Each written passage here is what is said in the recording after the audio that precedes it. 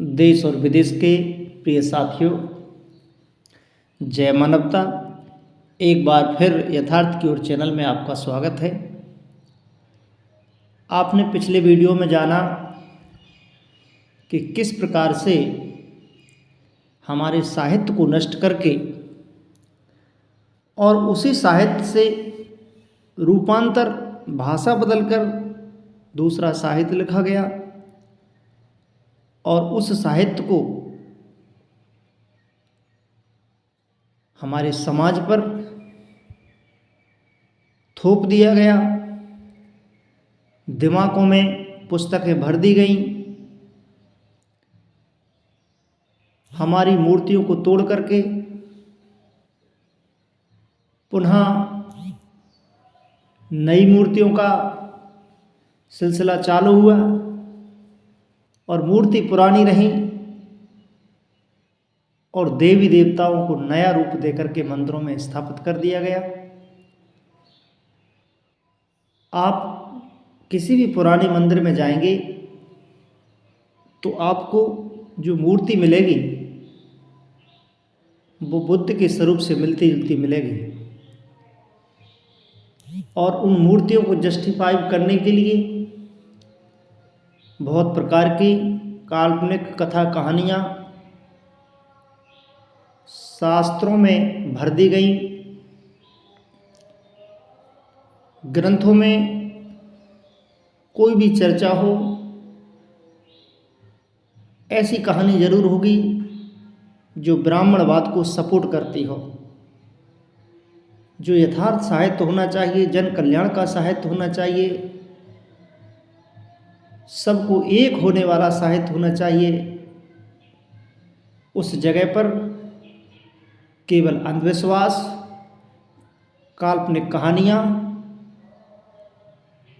और ऐसा साहित्य का प्रचार प्रसार किया गया जो मानव को बांटता हो।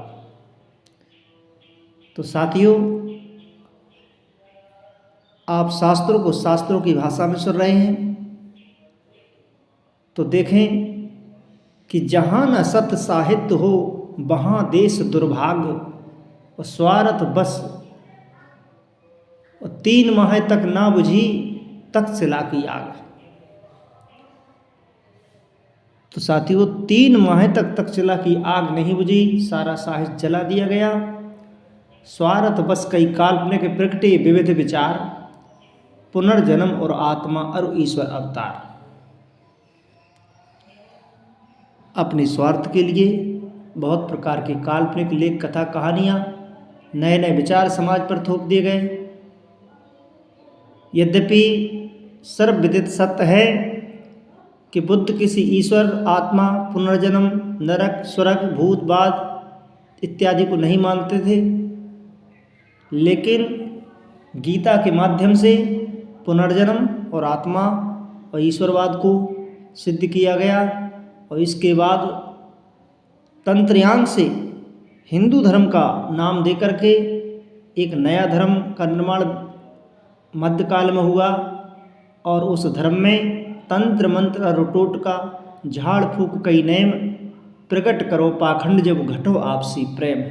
बहुत प्रकार की तांत्रिक क्रियाएं का प्रचलन समाज में बढ़ गया और जन्म से लेकर मरण तक रच डारे संस्कार, भय, लालच, स्वार्थ विवश मानव भवलाचार। जन्म से लेकर मरण तक नाना प्रकार के संस्कारों से नित्य नियम और नाना प्रकार के जो है लोभ, लालच और स्वार्थ के कारण मानव को विवश कर दिया गया। धर्म के नाम पर मनुष्य विवश हो गया और उसको धर्म की जंजीरों से जकड़ दिया गया। वर्ग मिटाकर मनुज के वर्ण बनाए 4, भाई भाई बांटे यहाँ ऊंच नीच अनुसार। प्रिय साथियों, यहाँ जो वर्ग थे, व्यक्ति 7 भागों में मानव बटा हुआ था, जिसमें एक राजा होता था, दूसरा मंत्री होता था, तीसरा सैनिक वर्ग होता था, चौथा कृषक वर्ग होता था, 5वां कारीगर शिल्पकार वर्ग होता था, 6वां सेवाधारी वर्ग होता था और सातवां एक वर्ग होता था जिसको बमण कहा जाता था, यानी जो राजाओं का सलाहकार माना जाता था। तो ऐसे करके पूरा समाज 5 भागों में बटा होता था। लेकिन बाद में रची बहुत स्मृतियाँ, वेद 18 पुराण, लाधा मनु ने मनुज पर मनु स्मृति समधान। साथियों, वेदों के बाद उपनिषदों के बाद गीता के बाद 18 पुराण, रामायण, महाभारत, इतने सारे शास्त्रों को केवल अपनी बात को जस्टिफाई करने के लिए रचा गया।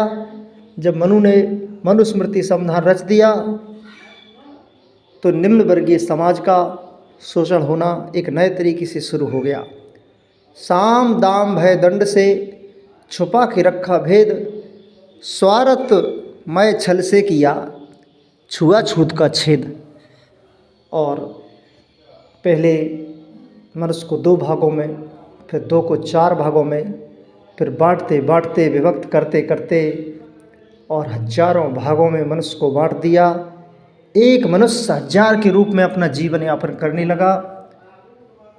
एक दूसरे को छू नहीं सकता, एक दूसरे की रोटी नहीं खा सकता, एक दूसरे का पानी नहीं पी सकता। इतना ही नहीं, एक दूसरे के गोत्र में शादी ब्याह नहीं कर सकता। ऐसा करके समाज को विभक्त किया, टुकड़ों में कर दिया। और जो समाज टुकड़ों में हो जाता है उस पर राज करना, उसको लूटना, उसका शोषण करना साथियों सरल हो जाता है। आर्त विवश निर्धन दुखी, भाव नर नर का दास, एक झुलावे बीज ना दूजो करे विलास। यद्यपि ईश्वर की तरफ से, प्रकृति की तरफ से सभी मानव समान हैं, परंतु लोगों ने धन बल से, अपनी शक्ति बल से, जन बल से मनुष्य को अपना दास बना लिया। मानव एक है पर एक विलास करता है, दूसरा उसकी सेवा करता है। फर्ज धर्म से जोड़कर शोषित किया समाज, ध्वज आश्रय नृपदंड भय को उठाए आवाज़। मनुष्य के फर्ज को, कर्तव्य को धर्म से जोड़ दिया कि यह करना आपका कर्तव्य है, इस स्थिति में रहना आपकी जाति का नियम है, इस नियम का पालन करना आपका कर्तव्य है, वरना आप ईश्वरीय दंड के हकदार होंगे, आप नरक में जाएंगे, आपको बहुत प्रताड़ना दी जाएगी। अगर आप अपना जो मनुस्मृति में लिखा हुआ है वो ईश्वर का लेख है, आप उसी हिसाब से चलेंगे तब ठीक है। और जिसने भी थोड़ा सा आवाज़ उठाई तो राजाओं का आश्रय लेकर के उसको कठोर से कठोर दंड दिया गया। जब एक को दंड दिया जाता है तो 4 भयभीत हो जाते हैं। साथियों, ध्वज आश्रय नृपदंड भय को उठाए आवाज़, कोई आवाज़ नहीं उठाता। बहुतों ने साहस किया, पाया दोषित दंड, कर प्रयास हारे बहुत, मिटा नहीं है पाखंड। लेकिन साथियों, साहसी वीर हर समाज में होते आए हैं। बहुतों ने साहस किया, लेकिन राजाओं के आश्रम में रहने के कारण जो उस राजा के सलाहकार ब्राह्मण ने कहा वही राजा ने दंड दे दिया। और बहुत प्रयास करने पर भी यह पाखंड नहीं मिट सका। ज्यों दब गई हो राख में धधकर कंडी आग, तैसे ही गूंजत रहे स्वतंत्रता के राग। निम्न वर्गीय समाज विवश हो गया, कोई आवाज़ उठाने का साहस नहीं करता। भय इतना व्याप्त हो गया समाज में कि जिसने भी साहस किया उसको मृत्यु दंड दे दिया गया, उसको सूली पर लौटा दिया गया। लोग भयभीत हो गए। फिर भी अंदर ही अंदर जिस प्रकार से आग जलती रहती है, जिसका धुआं प्रकट नहीं होता है, ऐसी वो स्वतंत्रता के राग और स्वतंत्रता की आग दब के रह गई। जब सारा जो है देश टुकड़ों में बट गया तो उसका जो है लाभ विदेशियों ने लिया। भय विदेशी आक्रमण, लूटा हिंदुस्तान, बदली भाषा भेष पर मिटी नहीं पहचान।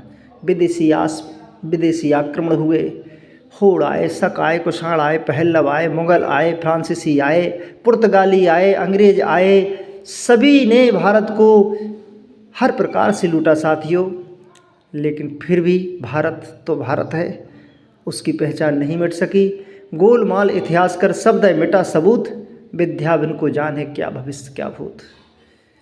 इतिहास को गोलमाल कर दिया, कुछ का कुछ बता दिया गया।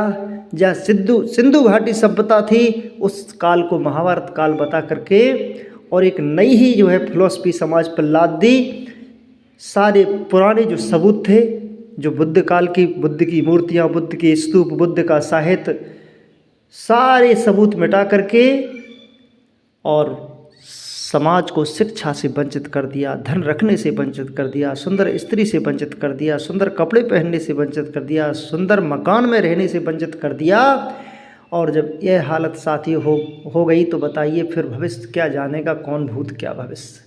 वेद वाक्य सुन लें तो तेल उबालें कान, मुख से बोले शूद्र श्रुति तो कटवा दे जवान। साथियों, ये वो ज्वलंत शब्द हैं जो यहाँ पर लोगों ने उस स्थिति को भोगा है।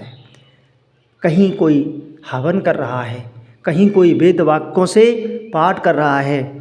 अगर वहाँ नज़दीक शूद्र है और उसने कान में आवाज़ सुन ली और किसी ने कह दिया कि वो वेद वाक्यों को सुन लिया, तो उसके कानों में तेल को उबाल करके, रांगा को उबाल करके डाल देते थे, उसकी वहीं मृत्यु हो जाती थी। कोई अनजान में किसी वेद मंत्र को सुन ले और कहीं मुख से बोलने का साहस कर दे और किसी ने कह दिया कि राजन आज तो इसने वेद का मंत्र बोल दिया, संस्कृत से कोई कुछ भी बोल दे तो वेद का मंत्र हो जाता था, तो उसकी जबान को कटवा दिया जाता था। पीछे झाड़ू गले में हंडी दी लटकाए, और साथियों परक्रमा ध्वज की करे जो को सन्मुख पाए। ये आपको चित्र, जो मैं आपको एक चित्र दिखा रहा हूँ, इस चित्र को गौर से देखना साथियों। पीछे जिनकी झाड़ू है, गले में हांडी टंगी हुई है और कहीं सामने से कोई ब्राह्मण आ रहा है, चाहे वो गोबर बुद्धि क्यों ना हो, उसकी परिक्रमा करना अनिवार्य है। जो भी सन्मुख आ जाता है उसकी परिक्रमा करनी है।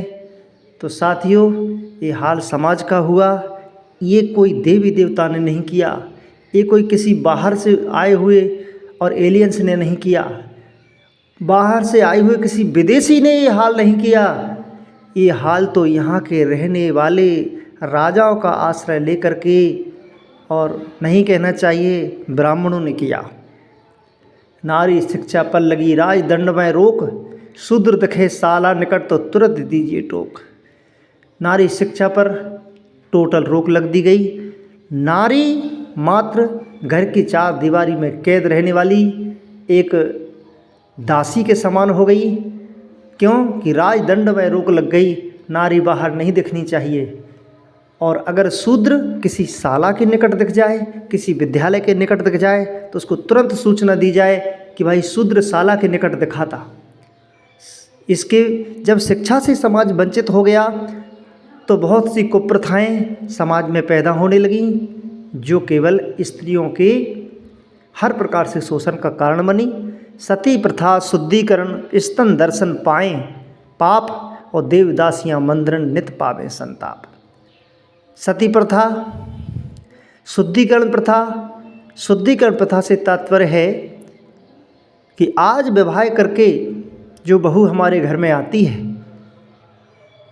तो उस समय वो हमारी बहू हमारे घर में नहीं आती थी, बल्कि ब्राह्मण के घर में जाती थी। और 21 दिन तक ब्राह्मण उसका शोषण, शारीरिक शोषण, मानसिक शोषण, हर प्रकार का शोषण करता था और उसके साथ शारीरिक संबंध बनाता था। 21 दिन के बाद लुटी पुटी वो महिला, वो हमारी बहू, और हमको दे दी जाती थी। तो साथियों, ऐसे ऐसे दौर से हमारा हिंदुस्तान गुजरा है। देवदासियाँ, स्तन दर्शन पाप। अच्छा, सती प्रथा, शुद्धिकरण, स्तन दर्शन पाप, और देवदासियाँ मंद्र नित पावे संताप। स्तन दर्शन से तात्पर्य है कि स्त्रियाँ अपने स्तनों को नहीं ढक सकती थीं। अगर किसी ने ढक लिया तो उसका टैक्स चुकाना पड़ता था। देवदासियाँ मंद्र नित पावे संताप। और देवदासियाँ 9-9 साल की बच्चियाँ, 10-10, 12-12 साल की बच्चियाँ मंदिरों में दान के रूप में दी जाती थीं, उनका एक मूर्ति के साथ में विवाह किया जाता था। और बड़े बड़े थौंद के, बड़े बड़े पेट की, और जो पुजारी होते थे वहाँ मंदिर के जो महंत होते थे वो उनका शारीरिक शोषण करते थे। साथियों, मुगल काल मनमोज हित शास्त्रार्थ हों रोज, और जो जितनी गप्पे जड़े पावे धन यश भोज। मुसलमान काल में, मध्यकाल में नित्य बादशाहों के दरबार में शास्त्रार्थों का दरबार सजता था। लोग आते थे और स्वर्ण मुद्राएं के लालच में अपनी अपनी भाषा में, अपनी अपनी कविता में, अपनी अपनी श्लोकों में, और काल्पनिक बातें, जो जितनी गप, यानी जो काल्पनिक, जिसका कोई एविडेंस नहीं है, अतिशयोक्तिपूर्ण जो बातें कर सकते थे, उसको उतनी इनामें दी जाती थी, उनको धन दिया जाता था, वो यश पाते थे, उनकी जयकार होती थी, उनको फूलमाला पहनाई जाती थी और उनको सुंदर सुंदर भोजन कराया जाता था। सो गप्पे टप्पे सभी जोड़ तोड़ कर ज्ञान, और स्वार्थियों ने रच दिए कई मनगढ़ंत पुराण। वही गप्पे टप्पे जोड़ तोड़ करके और स्वार्थियों ने कई पुराण, कई वेद, उपनिषद, ना जाने क्या क्या साहित्य रच दिया। अगर उनको एक बार गौर से पढ़ लिया जाए, एक बार थोड़ी अलग दृष्टि से, एक अलग नज़रिए से पढ़ लिया जाए, तो आपको समझ में आ जाएगा साथियों कि इनमें क्या है। जरा एक दृष्टि डालें। बोले कोई भयो 10 शीश का, कई के नयन हजार, और कोई सैकड़न हाथ का, जिनका आर ना पार। साथियों, जब से बिग बैंग हुआ, मनुष्य की उत्पत्ति हुई, तब से लेकर आज तक के इतिहास में कोई एविडेंस ऐसा नहीं मिला, कोई ऐसा जीन्स नहीं पाया गया कि जिनके कई शीश होते हों। लेकिन शास्त्रों में देखो, आपको 10-10 शीश के, 20-20 शीश के, इतना कि सहस्र सिरा, लक्ष सिरा, विलंग का रामायण में तो बहु सिरा, जिनकी कोई गिनती नहीं है, इतने इतने सिरों के राक्षस और देवता का वर्णन मिलता है।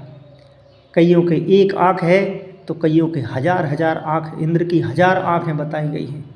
कोई सैकड़ों हाथ का, सहस्त्र सिरा। आपने सुना होगा सहस्त्रार्जुन, सहस्त्रार्जुन, जिसका सैकड़ों हाथ बताते हैं, जिनका आर ना पार। लेकिन इतना तक ठीक है, आगे जाए, बोले पशु पक्षी बातें करें, लड़े विकट संग्राम, को प्रगट भाव काऊ से सबके नायक राम। सबसे बड़ा आश्चर्य तो मुझे यही है कि 21वीं सदी में, इस विज्ञानक युग में हम जी रहे हैं। हर प्रकार की जानकारी हमने प्राप्त कर ली है। आज का मानव कहाँ से कहाँ तक पहुँच गया, लेकिन बड़ी बड़ी डिग्रीधारी, बड़े बड़े IAS अधिकारी आज भी थोड़ा सा भी विचार नहीं करते। बोले बताइए, पशु पक्षी आपस में बातें कैसे कर सकते हैं? ठीक है, पशु पक्षी आपस में बातें करें, अच्छी बात है, लेकिन उनसे फिर मनुष्य बात करता है और वो लड़ाई भी लड़ते हैं। को प्रकट भाव काऊ से सबके नायक राम। कोई किसी से प्रकट हो जाता है, कोई किसी से, कोई खीर से पैदा हो जाता है तो कोई हल चलाते हुए ज़मीन से ही प्रकट हो जाता है, कोई कान से प्रकट हो जाता है, कोई नाक से प्रकट हो जाता है, कोई मुँह से प्रकट हो जाता है। साथियों, एक अद्भुत और अतिशयोक्तिपूर्ण रचना नहीं लगती आपको? आज तक के इतिहास में ऐसा कोई एविडेंस नहीं मिला कि जिस प्रकार से, जो जीन्स से हम प्रकट होते आए हैं करोड़ों वर्षों से, जीवों की जो जितना भी एवोल्यूशन की जो दुनिया है और क्रम है, उस क्रम में हमें कोई ऐसा विकल्प नज़र नहीं आया कि जहाँ इस तरीके की मनुष्य या इस तरीके की कोई देवी देवता प्रकट हुए हों। ऐसा नहीं कि केवल इस धर्म में है, आप जहाँ जाएंगे आपको अंधविश्वास मिलेगा। 2 टुकड़े कर चंद के, फिर से दीने जोड़, ढूंढ ढूंढ हारे जगत जाको मिलो न तोड़।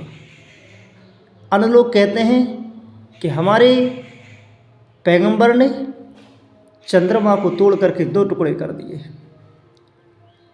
लेकिन आज तक के जानकारी में ऐसा तो कोई उदाहरण नहीं मिला। कई जई आशा में दबे, मिले 72 हूर, खुद मानव अंधा बना किसको दें कसूर। आपने इस तरह विचार किया हो कि कयामत के दिन हमें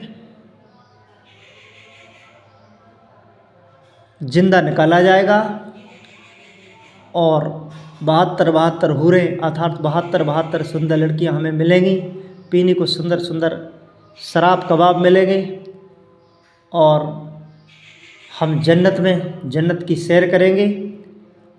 जो जितने भी मुर्दे गढ़े हुए हैं उन्हें इसी आशा से गाड़ दिया जाता है कि क़यामत का दिन आएगा और अल्लाह सब ये दफन की हुई लाशों को उखाड़ेगा और सबको सुंदर सुंदर लड़कियां दी जाएंगी, सुंदर सुंदर शराब कबाब दी जाएगी। तो साथियों, ऐसा नहीं है कि केवल इस धर्म में जब प्रतिस्पर्धा हो रही है, शास्त्रार्थ हो रहा है, तो कुछ इधर से गप्पे होंगी, कुछ उधर से गप्पे होंगी, दोनों की गप्पों को अपने अपने शास्त्रों में रख दिया गया। इधर बोले बंदर पर्वत ले उड़े हनुमत लीलो भानु, शोध करे को सत्य का सिर मीड़त विज्ञान। कोई बंदर पहाड़ को उठा लेता है तो उसको लेके दौड़ जाता है, कोई समुद्र फिर कूद करके छलांग लगा करके पार कर देता है तो कोई समुद्र को पी जाता है। आज तक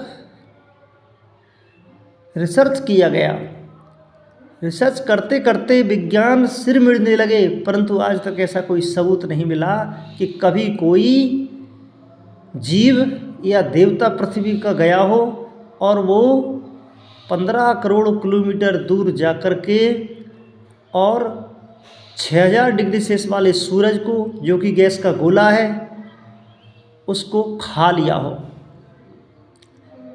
तो बड़ी विचित्र बात, निर्दोषन की हत्या, नारी का अपमान, इन्हें छोड़ कछु ना मिले, पढ़ो 18 पुराण। केवल आपको निर्दोष लोगों की हत्या मिलेगी, फिर चाहे एकलव्य हो, चाहे शंभू को हो, चाहे कोई भी हो, केवल नारी का अपमान मिलेगा। कहीं भरी सभा में महान महान विद्वानों के बीच में नारी को नंगा करने का प्रयास किया जाता है, तो कहीं रावण द्वारा रंभा का बलात्कार होता है। तो इन्हें छोड़ कछु ना मिले, पढ़ो 18 पुराण। तो केवल नारी का कहीं इंद्र आता है, अहिल्या के साथ बलात्कार करता है, कहीं रावण बलात्कार करता है, कहीं रावण सीता को चुरा ले जाता है, तो कहीं बाली सुग्रीव की पत्नी को जबरदस्ती रखने लगता है। वही रावण के बाद विभीषण रावण की पत्नी मंदोदरी को रख लेता है। तो कहने का मतलब मैं कहाँ तक वर्णन करूँ, जो शास्त्रों में है, मैं अपनी तरफ से कुछ भी नहीं कह रहा हूँ। निर्दोषन की हत्या, नारी का अपमान, इन्हें छोड़ कछु ना मिले, पढ़ो 18 पुराण। 18 पुराण पढ़ लेना, आपको जितनी भी कथा कहानियाँ मिलेंगी सब इन्हीं केंद्र बिंदु के अंदर घूमती रहेंगी। लिखा है, बोले मछुंधरा मंदोदरी कुंती तारा नार, अहिल्या रुद्रपति झेले अत्याचार। मछुंधरा को, कुंवारी लड़की को पाराशर ने अपनी उसका शिकार बनाया। मंदोदरी को रावण जबरदस्ती हरण करके लाया। कुंती को कहते हैं कि कुंवारी में गर्भ रह गया। तारा के साथ अत्याचार हुआ, अहिल्या के साथ अत्याचार हुआ, द्रौपदी के साथ अत्याचार हुआ। तो नारी केवल अत्याचार झेलने का कारण बन गई। मात्र इसलिए ये सारे पुराण लिखे गए कि जब मध्यकाल में नारी का शोषण हुआ तो नारी कोई आवाज़ ना उठा सके कि अरे भाई ये तो पहले होता आया है, ऐसा तो देवता भी करते हैं, तो अगर हमारे साथ हो गया तो कोई बड़ी बात नहीं है। रंभा को रावण छली, अहिल्या सुरराज, सीता के संग्राम ने भला किया क्या काज। आप समझ सकते हैं, छीना छपटी लूटहट सटता के सब काम, इनके हित होते रहे पौराणिक संग्राम। 18 पुराण पढ़ लेना आप, केवल आपको छीना छपटी, लूट हट और सटता के केवल काम मिलेंगे। आप 18 पुराणों में, अगर मैं आपसे झूठ कह रहा हूँ तो आपको ऐसे ऐसे दृष्टांत और ऐसे ऐसे उदाहरण उसमें मिल जाएंगे कि जिनको विष्णु कहा गया, अर्थात जिनसे वैष्णव धर्म की स्थापना हुई। रामानुजाचार्य ने जो वैष्णव धर्म लाए, तो ऐसे वैष्णव धर्म के जो मेन देवता हैं विष्णु, वो जा करके और जो है वृंदा का यानी तुलसी का जाके बलात्कार करते हैं। तो मुझे ज़्यादा बताने की ज़रूरत नहीं है साथियों, आप सब जानते होंगे। जागो भारतवासियों, तजो अंधविश्वास, मानव तन अनमोल है जाकी मधुर मिठास। ठीक है, जो कुछ भी गुजर गया कोई बड़ी बात नहीं है। जब विवश हो जाता है मनुष्य तो जो उस पर थोप दिया जाता है मनुष्य उसको स्वीकार करता है। लेकिन आज तो आप विवश नहीं हैं, आज तो आपका संविधान है, आज तो आप शिक्षित हैं, आज तो आप स्वयं की बुद्धि रखते हैं, आज तो आप गोबर बुद्धि से बाहर निकल चुके हैं। तो साथियों, जागो और जगाओ अब, क्योंकि बहुत सही ध्वज मार और चोला पहनो ज्ञान का दो पाखंड उतार। अब तो बहुत आपने मार सह ली, बहुत आपका शोषण हो गया। अरे क्या कसर रह गई अब तो हर प्रकार से आपका शोषण कर दिया गया। आज भी आप देखें गांव-गांव खेड़ों खेड़ों में जाकर के लोग अपने भागवत कथा के नाम से, राम कथा के नाम से दुकान सजाते हैं और आपको वही बातें पुनः दोहराई जाती हैं, जिससे कि आप उनके चंगुल में फंसे रहो, उनको दान करते रहो, उनके पेट में पूड़ी भरते रहो, उनकी जेब में पैसा भरते रहो। केवल इन्हीं के अलावा आपको क्या दिया जाता है? गाय भटकती फिर रही है, आपकी माँ बाप की खाटें बेढ़ा में डली हुई हैं। आप कौन से धर्म का पालन कर रहे हैं? आपकी संतानें आप में चाटा मारने के लिए तैयार हैं। आपकी बिटियाँ, आपकी बेटी भाइयों से डरती हैं। साथियों, कौन सा ज्ञान बट रहा है ये जहाँ तहाँ भागवतों में? आप कौन सी चीज़, घर घर में दारू, घर घर में मदरा, घर घर में मांस, और हर गांव में आषाढ़ में बकरियां काटी जाती हैं, घर घर में मुर्गे काटे जाते हैं, सुअर काटे जाते हैं, और अन्य धर्म की कहूँ तो गाय काटी जाती हैं। तो हत्या बराबर है, हिंसा बराबर हो रही है, व्यसन बराबर हो रहा है, व्यभिचार बराबर हो रहा है, माता पिता मान सम्मान, जो मैंने आपको 5 बिंदु बताए थे, उनमें से कौन से बिंदु का पालन समाज में हो रहा है? फिर इतनी भागवतें, इतनी भीड़ क्या है? अरे थोड़ा विचार करो भाई, गोबर बुद्धि से बाहर निकलो। मैं तो केवल यही चाहता हूँ साथियों कि बढ़े परस्पर प्रेमति, यही है मानवताई। जीने दो जियो सब, हिल मिल कर सब भाई, जीने दो और जियो सब। अरे दूसरों को भी जीने दो, उनको मत मारो। आप उनसे बड़े हो तो काट दो उनको, अपनी उंगली काट के देखो कैसा लगता है। तो साथियों, जियो और जीने दो, हिलमिल कर सब भाई, और बड़े परस्पर प्रेमित, यही है मानवताई। साथियों, रात रात सोते नहीं तुम्हें जगावन हार, और मन मूर्ख उठ जाओ अब, कुछ तो करो विचार। क्या विचार करना है? विचार केवल इतना ही करना है कि जिन शास्त्रों से, जिन पुराणों से, जिन वक्तव्यों से, जिन कहानियों से, जिन कथाओं से आपका हजारों साल तक शोषण किया गया, आपको पीछे कर दिया गया, आप उन चीज़ों को छोड़ करके एक नई यथार्थवाद की ओर आओ, वैज्ञानिक दृष्टिकोण अपनाओ, विज्ञान को पढ़ो, संविधान को पढ़ो, जिससे आप आगे जाओगे, आपके बच्चे संस्कारवान होंगे, आपके प्रति आदर करेंगे, आप दीन गरीब की सेवा करो, अपने बगल में रहने वाले किसी गरीब की सहायता करो। आप पैसे वाले होकर के सिर ऊपर करके चलते हो, आपको अच्छा लगता है जब आपके नीचे कोई भूखा बैठा रहता है। अरे साथियों, वो भी आपका ही साथी है। ये जाति पिता का बंधन बिल्कुल ख़त्म कर दो। आप अगर किसी जाति में आप थोड़े बड़े हो, कोई आपसे नीचा है, तो आप भी किसी से नीचे हो। अगर शूद्र सबसे नीचा है तो उससे नीचे भी, शूद्र से नीचे भी कोई नीचा है, जिसको अछूत कहा गया है। तो साथियों, ना कोई अछूत है, ना कोई शूद्र है, ना कोई क्षत्रिय है, और ना कोई ब्राह्मण है, ना कोई वैश्य है। हम सब एक हैं। अब जिसका जैसा कर्म है, जिसका जैसा योग्यता है, वो अपने योग्यता के अनुसार कोई इंजीनियर बन जाता है, योग्यता के अनुसार कोई वकील बन जाता है, कोई IAS बन जाता है, कोई SI बन जाता है, कोई जज बन जाता है, कोई सैनिक बन जाता है, और कोई विद्वान बन जाता है, जो आपको शिक्षा देता है, आपको जगाता है। ऐसे लोगों का आप आदर करो। तो साथियों, मेरी जो फिलॉसफी है, मैं इस धरती पर मानव का जन्म करना चाहता हूँ। अभी इस धरती पर मानव का जन्म नहीं हुआ। मेरा साथ अगर आप देंगे तो मैं ज़रूर मनुष्यता का जन्म करूँगा। आप मेरा साथ दें, मेरे चैनल को आप जितना हो सके फैलाएं। इतने सारे चैनल संसार में चल रहे हैं, लाखों लाखों जिसके व्यू हैं, केवल मीडिया पे केवल अश्लीलता बेची जा रही है, केवल नग्नता बेची जा रही है। जित देखो केवल नग्नता का दृश्य आपको दिखाई देता है। आप फेसबुक खोलो, चाहे इंस्टाग्राम खोलो, चाहे आप जो भी यूट्यूब खोलो, केवल आपको नग्नता में इतना मज़ा आने लगा। साथियों, इस मज़ा से हमें थोड़ा सा हटना होगा और अपने देश की तरफ सोचना होगा। देश किधर जा रहा है? देश को गिरवी रख दिया गया है, देश कर्ज में है, अन्य देश अपने देश का मज़ा ले रहे हैं। सारे देश सारे विश्व में बहुत प्रगति हो चुकी है और अभी हिंदुस्तान काफ़ी पीछे है। साथियों, अपने देश के प्रति जिसकी करुणा नहीं फूटती, देशवासियों के प्रति जिनके हृदय में दर्द नहीं है, उसका देश में रहने का कोई हक नहीं है। तो साथियों, आज के लिए इतना ही। मेरी करुणा आप समझ सकते हैं। लोग कुछ तो हंसेंगे,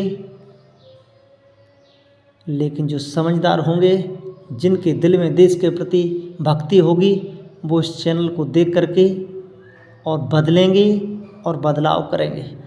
साथियों, इसी के साथ सभी के लिए जय मानवता। मेरा उद्देश्य किसी की धार्मिक भावनाओं को आहत करना नहीं है, लेकिन जिस आँख से मैं देख रहा हूँ, जिस सोच से मैं देख रहा हूँ, मैं चाहता हूँ कि आप भी वही चश्मा लगाएं और पाखंडवाद का चश्मा उतार दें, यथार्थवाद का चश्मा पहनें। आओ चलो यथार्थ की ओर। सभी को जय मानवता।